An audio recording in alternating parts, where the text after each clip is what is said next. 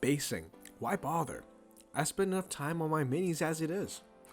Now, I used to think that too until I realized just what a background can tell you about a certain character. And by doing your own bases, you are telling a story of your very own.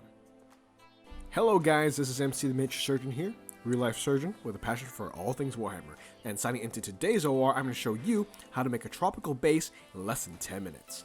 With that out of the way, here are 9 steps to make your own tropical base.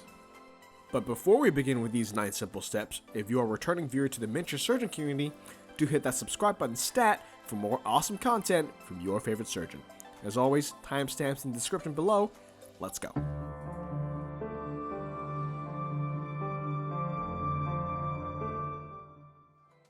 Now step 1 is to texture your base. And with this step, I simply lay down some white PVA glue onto the base of your choice. Then, simply sprinkle on some model gravel onto the base. Oh, you can also just dunk it in the tub if you're a little bit impatient. And us surgeons never really have the luxury of time to wait around, so here I am using my hairdryer on high heat and low flow to speed up the drying process. Just before it dries up completely, use this time to push the pebbles to one side to create a flat surface for what will be your river. Step 2 is to cover all that area with Astrogranite texture paint from Citadel. Now go ahead and be very generous with it, since what it covers will become the rocky surfaces as well as the riverbed.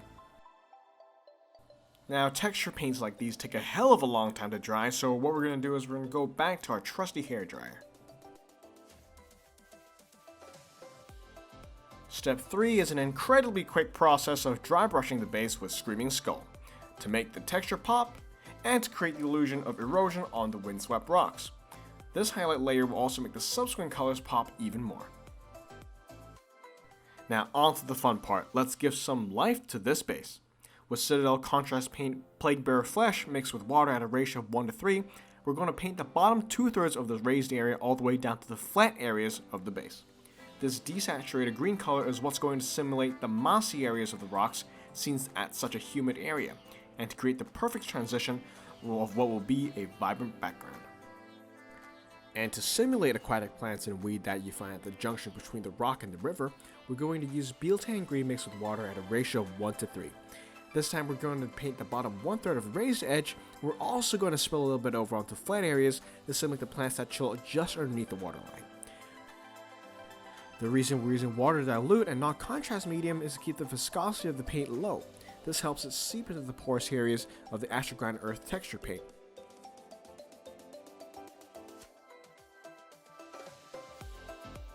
Now, no river is complete without water, right? With Talassar Blue mixed 1:3 with water, overlap some of the area of BielTan Green and cover the entirety of the flat area. Now this will become the basis of your running water. Now so far this just looks like a fairly decent gradient of colors, but is this screaming flow to you yet? Not quite. With Ultramarine Blue mixed 1:3 with water, add random dabs onto the more distal areas of water. This gives the illusion of an uneven riverbed with varying depths, where the sun may penetrate less and thus give a darker reflection. Now we're getting there, but something is just missing. So with White Scar mixed 1:3 with water again, we're going to paint subtle streaks on the surface of the water to create ripples over its surface. Now remember to only load up your brush with a very small amount of paint, since the Astrogranite texture paint will grip onto the white paint quite a bit, and too much of it will cause a nasty bleeding effect. Remember, sometimes less is more. To top it all off, paint Ardcoat over all the areas you intend to be submerged.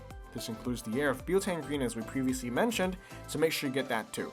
For added sheen, after this layer has dried, add another layer of Ardcoat to give it a glossy finish. Well, there you have it guys, a tropical base for your catch and death world or home to your lizardmen. All the effects seem pretty good to me, but the ripples seem like it could use a little bit more work. What do you guys think? It's great to be back guys, and thank you all for your supportive comments all through these days. As always guys, if you've learned something that you didn't already know, do give me a high five by smashing that like button and hitting subscribe. I know you won't leave me hanging, right?